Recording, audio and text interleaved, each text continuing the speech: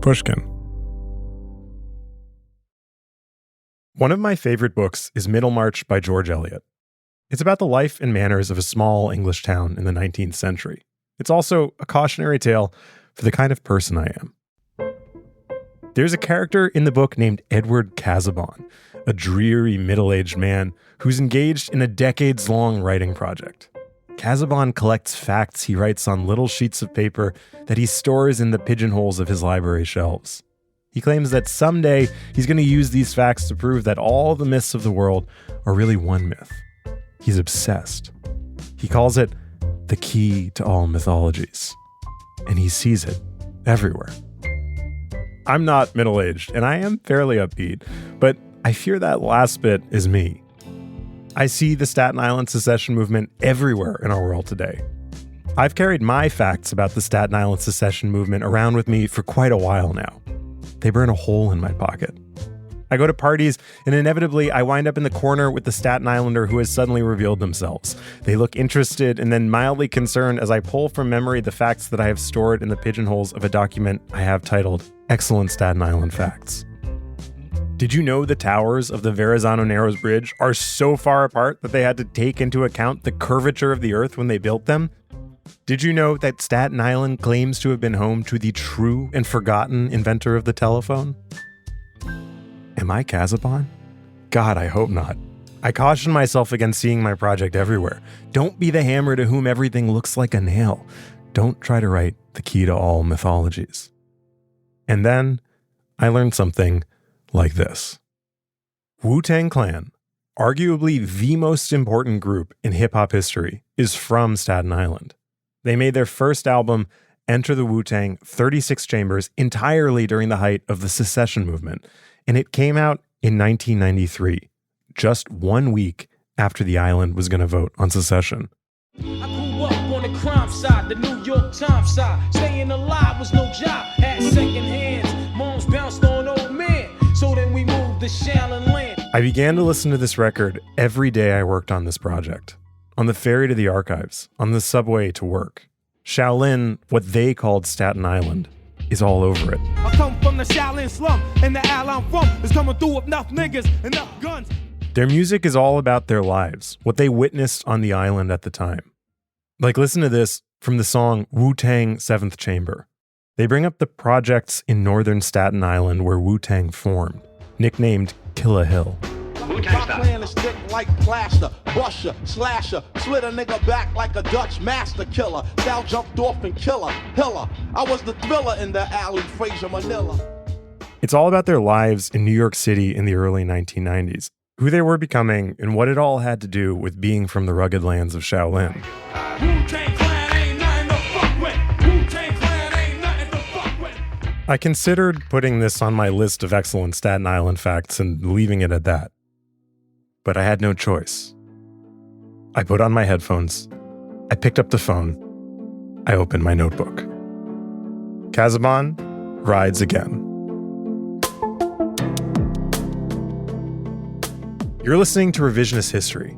I'm Ben Natif-Haffery, and this is the Staten Island Problem, a series about the movement that threatened to bring down the greatest city in the country. In this episode, I bring you the story of the rise of one of the greatest rap groups in history that happened all while the secession movement unfolded in the background. We're going to zero in on an entirely different experience taking place on the island at the same time. One that reveals just how entrenched the Staten Island problem really is, but one that also, I think, might show us a way to solve it. This is episode 4, Wu-Tang versus the Shaolin.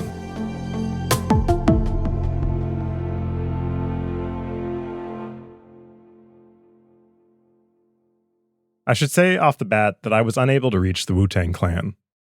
For a brief moment, the manager of a lesser-known member of the group considered giving me an interview. Then he stopped taking my calls. Domingo, if you hear this, I'm ready when you are. But luckily, I was able to track someone else down. I was actually one of the first journalists to ever deal with Wu-Tang because their record label, Loud, called me up.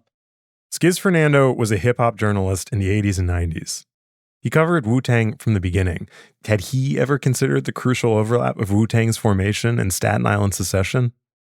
He had not. I had no idea any of that stuff was going on at the time. I don't even know if they did. They must have. It was the biggest story on Staten Island. What was it going to be? Just like Staten Island was just going to be a city? Yeah. When the Wu-Tang Clan first formed, their label called Skiz to write their bio. So he connected with the group's de facto leader, a guy named Bobby Diggs, who went by the name RZA. And I was immediately struck by this guy. Like, I could detect some serious intelligence in this guy. RZA was a former drug dealer with no professional prospects, living out on Staten Island. That alone was strange. In the pantheon of hip-hop, Brooklyn and the Bronx reign supreme. Nobody is from Staten Island. All of the 5 boroughs in New York were pretty represented in hip-hop in the 90s. You had the Boogie Down Bronx. The Boogie Down Bronx, it's a one of a kind. It's the place to be. It's a state of mind. About the guys out. So obviously, Brooklyn. Hugs from the honeys, pound from the roughnecks. See my man say that I knew from the projects. The money making Manhattan. Now I'm the guy named Curtis Blow, and Christmas is one thing I know. So every year, just about this time, I celebrate it with a rhyme. Queens, you had Queensbridge Projects, produced so many amazing artists like Nas, Mobb Deep. Team, every day I deal with the pressure and mixed up is how I feel. And like Staten Island, who was from Staten Island? There was not a lot of acts coming out of Staten Island. You had, I'm blanking. This is all to say, Skiz was surprised. Here was this relatively unknown MC from the island with an encyclopedic knowledge of kung fu movies, and a crew of 8 other MCs who named themselves after a form of martial arts invented by a Taoist hermit. Skiz was like, what? Wow, this guy is something else. So Skiz, journalist that he is, began a decades-long process of figuring out how exactly the Wu-Tang Clan came to be. RZA decided what he wanted to do with his life on America's 200th birthday. He was in the Park Hill projects of Staten Island. It was July 1976, and there was a party in the courtyard. A DJ was spinning records and rapping over them. He dip, dive, and socialized. I think those are the exact words that RZA remembered. And that kind of just that energy and just the excitement of that whole thing of seeing this free party happening in this environment, all these kids running around and adults and people just enjoying the music and enjoying each other's company. This was how hip hop started. RZA was 7 at the time.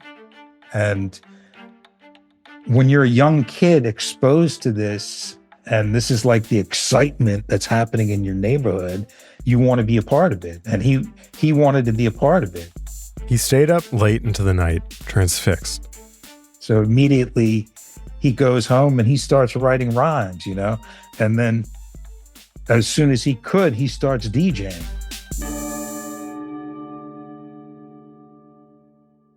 RZA moved around a lot as a kid. He was born in Brooklyn, spent some of his childhood in North Carolina, but he landed in the Park Hill projects on the North Shore of Staten Island. The buildings were built in 1965, around the same time as the bridge and the expressway that split the island down the middle into North and South Shore. North was where the black people lived. South was where the white people lived. Several Staten Islanders told me the expressway was their equivalent of the Mason-Dixon line. People were like, where are you from? And I'm like, so I used to say, if I tell you, I have to kill you. And they're like, why? And then I'm like, Staten Island. One day, when I was listing excellent Staten Island facts to a friend, she told me, you should meet Daphne McWilliams. She's a filmmaker from Staten Island. There were only 3 houses on my parents' block. And then across from the lake was Park Hill Projects. Her parents were from Trinidad and Jamaica and didn't really know the intricate racial codes of Staten Island. Her family moved to the white area across from the Park Hill Projects back in the 1970s. But when my mother found that house, she got a threatening, I guess, call or something where they were like, oh, you better hope that you don't see your kids floating in, in the pond. By one estimate, there were fewer than 1,000 people of color south of the expressway. Daphne stuck out. She told me a story from when she was a kid about having a crush on an Italian-American boy named Billy. One day, she called his house. And his mother picked up, and she was like, don't ever call this house again. So I went to school the next day. I was upset, and I went and speak to this priest. I don't know what I did wrong. And I'm telling you, the guy goes, well, you see, he says something to like, almost like there's a little heaven for white kids and there's like a little heaven for black kids. And Heaven is segregated? I was like, oh my God, like I had no idea. When I look back and think about it, we always stood out because we were always the black family. My parents didn't raise us in a segregated mindset. We just never, it was the community that made us feel different, especially as you get older. But the truth is, all of New York City was segregated then. It seemed like there was a defining race riot every year. Very do the right thing. The reality that Mayor Dinkins's vision of a beautiful mosaic obscured is that if one bit of colored glass from the mosaic crossed another, someone might end up shot or run over, and then the riots would begin again. But Southern Staten Island was a particularly dramatic case. It may as well have been the Deep South. When one Wu-Tang member went to Daphne's area, he remembered getting chased out by white kids with motorcycles. They spray-painted KKK on the rocks to warn the black kids away. This was the Staten Island RZA grew up on. But he had a way of escaping that reality. Hip-hop.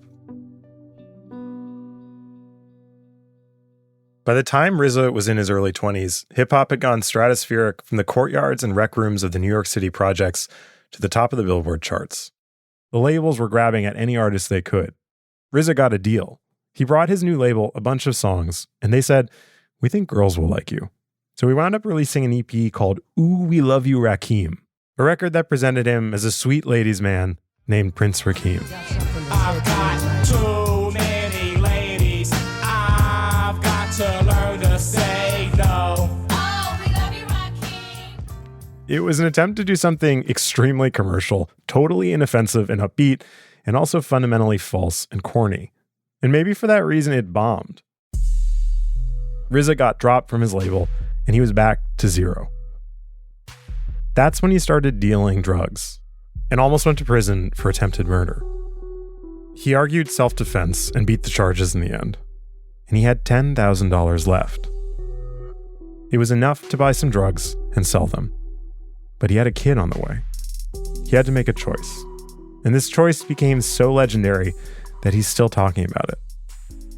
Here he is on a recent episode of a podcast called Flagrant.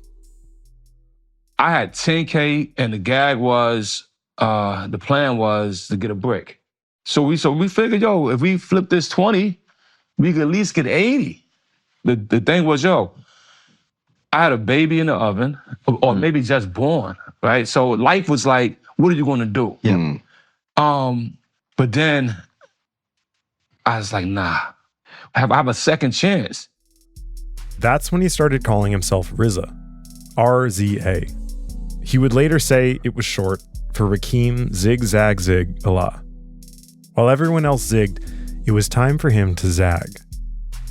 And so living on a Staten Island that was in the middle of its own very big zag, he began to make a bold plan for an independence movement of his own. Something called Wu-Tang Clan.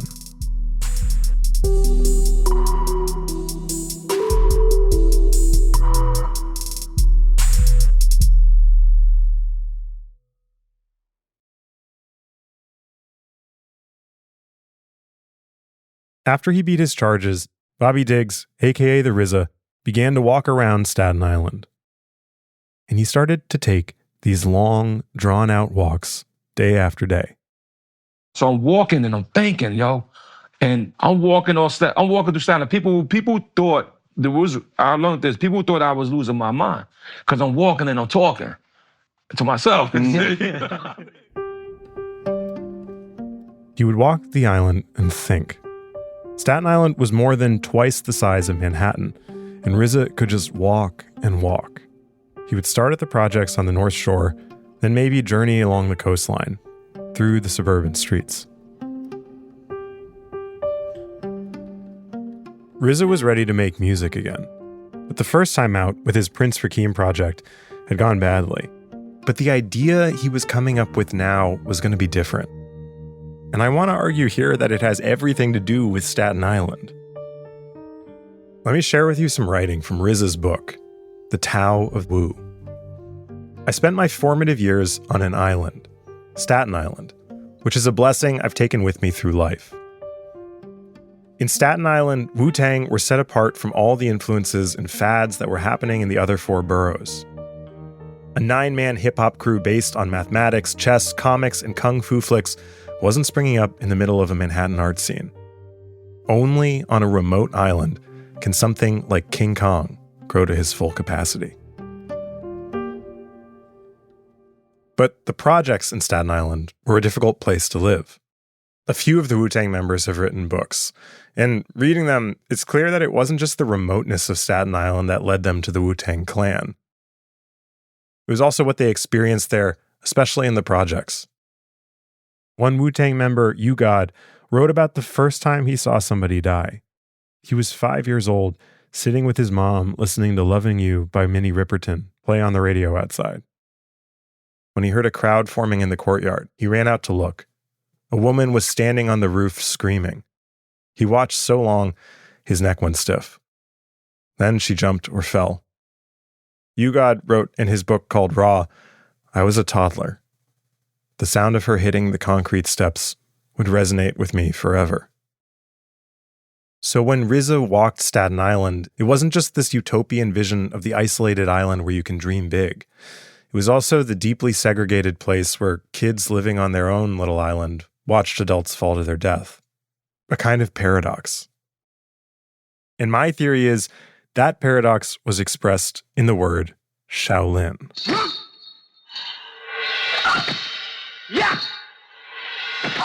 When RZA was a kid, he and his cousin used to go to a Times Square porno theater. Sometimes it showed kung fu. And one movie that they loved in particular, The 36th Chamber of Shaolin. But sir, all the Manchus are well armed. What can we do? No man so weak, he cannot help. Most people came to that Times Square movie theater to jerk off, sniff glue, or shoot heroin, but RZA would later say in interviews that he and his cousin were locked in on this poorly dubbed movie about a small village in China that was being oppressed by a distant government. The hero of the movie is a villager who journeys to the Shaolin Temple in China to learn to fight back. RZA saw this movie over 300 times. He hadn't realized that kind of oppression happened to people who weren't black. This is from the 36th Chamber, when our hero learns what Shaolin is. Shaolin school is restricted. Only monks are taught that. If Shaolin techniques could be taught here, then the people could use it to fight the Manchu troops. That would be good. At some point, RZA started to call Staten Island Shaolin, the place he learned his secret weapon to fighting oppression, hip-hop. But Staten Island was also a version of that distant oppressive government he saw in the films. And as he walked the island trying to come up with his next play, he didn't decide to start a group called the Shaolin Clan. He came up with an idea for something called the Wu-Tang Clan, named after Shaolin's rival. This is from another kung fu movie they loved called Shaolin vs. Wu-Tang. Isn't it true that you think you're better than us, but you're afraid that one day the Wu-Tang will overtake you? So you used your special poison to get rid of my master, who was your biggest threat. Nonsense. No, it isn't. I saw it with my own eyes. Nonsense. Shaolin aren't afraid of the Wu-Tang. We Wu-Tang will fight. Listen to me. Someone is trying to frame me. RZA kept walking and thinking. Shaolin, Wu-Tang, 36 chambers. Shaolin, Wu-Tang, 36 chambers. Wu-Tang biographer Skiz Fernando knew all about those walks RZA would take. That's one good thing about Staten Island. You can walk around in these nice neighborhoods with like Victorian mansions. You don't have to worry about getting mugged necessarily. And what would have been on the lawns of all those Victorian mansions RZA was walking by? Signs that said, "Vote yes for the city of Staten Island. Secession means a better life." Billboards for secession above the streets. The same thing as was on the front page of the paper all the time. The same thing the NAACP of Staten Island was hosting meetings about, worrying that this could be really bad for Black people living on Staten Island. Let me be clear. I have never found RZA himself talking about Staten Island secession, but in my Casaubon mode, I see a connection. Because as he walked a Staten Island that felt like it wasn't welcome in New York City and was striking out on its own, this guy, who would have every reason not to feel welcome on Staten Island, formed a plan for an unlikely hip-hop group from Shaolin that was about to do the same. Maybe, he thought, they could skip the whole major label thing that had screwed him before. Maybe he didn't have to sanitize his life and character to succeed. Maybe there could be a hip-hop group from the Forgotten Borough that made it all happen on its own. And that group would be called Wu-Tang Clan. He began to assemble his crew. And the core ideology for RZA, I think, had a whole lot in common with the secession movement. It's the exact same fantasy. If some central authority is dominating you and you don't like it, what do? Go away to Shaolin, learn the truth, build a movement, and go to war with the oppressor till you remake it in your own image.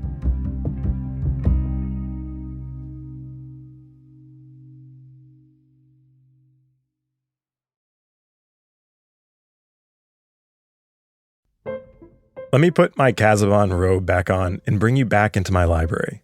Please, sit at the table. Have a mug of tepid tea. I believe that the fantasy Wu-Tang Clan had was that there's a way to strike out on your own independently and take over the forces that oppressed you. And that's the exact fantasy of the secessionists, emanating from the exact remote island at the exact moment so many people on the island experienced it. And it was the spirit of what Skiz, that Wu-Tang biographer, told me that RZA did next. He took the whole mythology that was in the movies and he appropriated it to his current conditions of a Black man living in Staten Island, doing battle in this game called rap against the music industry. Walking the island, RZA had come up with a 5-year plan. He'd go to the greatest underrated MCs he knew on the island and band them together into the Wu-Tang Clan. He'd been burned by the labels before with that Prince Rakeem album, so now he wanted to go it alone. He'd take the $10,000 he'd saved and use it to start a production company. These guys had absolutely no future. They're all caught up in the street game. They're all selling crack, 2 for $5 on the street. They didn't want to be doing that. The guys all went out to a diner on Staten Island. They toasted Wu-Tang with a bottle of champagne. Each member put up $100 for studio time. The next day, they started recording what became their first single, Protect Ya Neck. Putting 8 MCs on a track and making it all blend together is as difficult as making 5 boroughs feel like one city. The difference is that RZA was about to pull it off. It took days of recording until all the verses were in place. Like students at Shaolin and Wu-Tang, each MC was trying to one-up the other, pushing farther and farther beyond the reaches of what existed in hip-hop at the time. RZA knew each one's style and how to draw out what made them unique. It was the opposite of some oppressive label telling him, "We think girls will like you," and neutering his art. He didn't need the label. By December of 1992, the song was finished. The group took the cassette of Protect Ya Neck to the hottest hip-hop radio show in town, Stretch and Babito. Babito was alone in the studio. I'm not quite sure how members of the Wu-Tang Clan got into our hallway, but I hear a knock on the studio door. I open it, and there's 5 dudes out there, and they're not smiling. They shoved an unmarked record into his hands. They're like, "Yo, man, you gotta play this. You gotta play it. Yo, we played it right now." I was like, "Yo, fellas, like, I can't." I felt like I was being strong-armed to play their record immediately. I was like, "All right, fellas, cool." So I took the record. I threw it on because I was intrigued. I was like, how did these dudes mysteriously get into the studio? He listened to it privately first. And I hear the, with the martial arts. And I'm like, oh, this is dope. So I'm going to play it. It was the premiere that launched the Wu-Tang Clan. Terrorize the jam like troops in Pakistan. Swinging through your town like your neighborhood Spider-Man. So all tick-tock and keep ticking. But yeah, immediately the phone lines lit up. Immediately. I'll never forget, my friend, he called up and was like, yo, Bob, what the F is that? I was like, yo, I don't know. I don't know what the record is. All right, I love this song. And my favorite part is the final verse. When GZA explains the entire philosophy of Wu-Tang is that they don't need some centralized music industry to take over the world. They can do it all on their own. The Wu is too slamming for these coke killing labels. So ain't had hits since I seen Aunt Mabel. Be doing all the sin like Cain did Abel. Now they money's getting stuck to the gum under the table. That's what you get when you misuse what I invent. Your empire falls and you lose every cent. Basically, you had your chance, you lost it. We don't need you. It's our time now. The song blew up. You know what I want to hear, right? What you want to hear? I want to hear that Wu-Tang joint. Wu-Tang again? Yeah, again and again. So, of course, the labels came knocking. But this time, RZA was ready. No more Prince Rakeem. He was the king. And he had a plan for world domination. They would make a deal for Wu-Tang as a group. But he would do something totally unprecedented in the industry. In the contract, there would be a clause. Though all the MCs in Wu-Tang might be consolidated under the name Wu-Tang Clan, and Wu-Tang might sign a record deal, each MC was going to retain local control of their own career. Each one could make any deal he wanted with any other record label. Loud Records agreed to RZA's terms. Skiz Fernando again. Revolutionary deal in the music industry. The whole first round of Wu-Tang solo albums was like that, all on different labels and different artists, but like all the Wu-Tang is on each album. So they're using the major label system to spread their own brand out there. That was the genius of it. Like no one had ever done anything like that before. On November 9th, Wu-Tang Clan played their album release show for Enter the Wu-Tang, 36 Chambers, at Webster Hall in the heart of Manhattan. Skiz was there. The floor was packed with people. They were showing 36 Chambers, the original, on the big screen. And then when the group got on to perform, honestly, it seemed like all of Staten Island was on stage. You didn't know who was in the group and who wasn't, because it was just like the whole stage was packed. The whole floor was packed. That whole floor was just bouncing up and down. These wooden rafters. I thought the whole thing was going to collapse. It was just like people were ready to tear shit down. The energy, the excitement, because they came from Staten Island, it was like a sneak attack. Like no one saw it coming. RZA executed his plan flawlessly. Wu-Tang released their debut album, an absolutely bizarre hour-long hip-hop record. Full of kung fu samples and weird jazz and 9 unheard of MCs, most of whom hailed from a forgotten island, an island they'd renamed after a Chinese martial arts school. And it went quadruple platinum. Here's Method Man on TV. And we tried to lock down the industry, which you cannot do because they already set in their ways, like I said before. So what we have to do is build our own industry to make it right. Wu-Tang's still playing together. So for me, in this series on secession, it's a lesson in how to keep a group of people together. Not that the clan's without its problems, but the genius of the whole thing is that RZA figured out how to showcase each rapper's own personality and give them their own career. He went on to produce a round of solo albums for each of the MCs in the group, hit after hit after hit, each one on different record labels who were feverishly trying to ride the Wu-Tang wave. Method Man on Def Jam, platinum. Ol' Dirty Bastard on WMG, platinum. Raekwon on RCA, platinum. Ghostface Killah on Epic, platinum. GZA on Geffen, gold. 6 hit albums in 3 years. Wu-Tang Clan ran the industry. These guys who had so much working against them went to Shaolin, came back on their own terms, and toppled the oppressor. Don't think that because he has a solo deal and I have a solo deal, this man may get a solo deal, that we all just separating and breaking up. It's not that type of thing, man. We just expanding because the talent is so great. It's like we have mad talent in this, you know, and we just got to spread out. You know, you can't come out of one chamber, you just got to spread. This is the fantasy of secession. You break away, you come back with a crew of guys from Staten Island, and you dominate. That's what Wu-Tang did. That's what the Staten Island secessionists dreamed of doing. It's the zeitgeist, the key to all mythologies. Some force in the early 90s of New York City was shouting, secede, secede.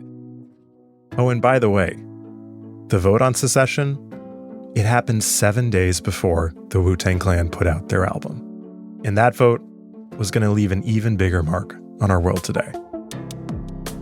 That's coming up on the last episode of the Staten Island Problem.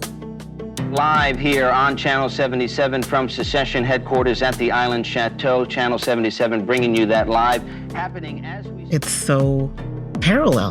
Who gets to be in this position? What's fair and what's not? Who gets to wield power? Who doesn't? These sentiments show up in so many places and parts of our population, right? That sense of low boiling resentment towards the people in charge. Like who doesn't feel that right now? You realize as a city that can plan for its own and doesn't have to say, may I do this and may I do that, we will be going to... What are we standing on top of right now? We're standing on the story of New York City. If you lived here between 1948 and 2001, you're here somewhere. Maybe not in this exact mound, but some piece of you, even if you just passed through, some piece of you is underneath us.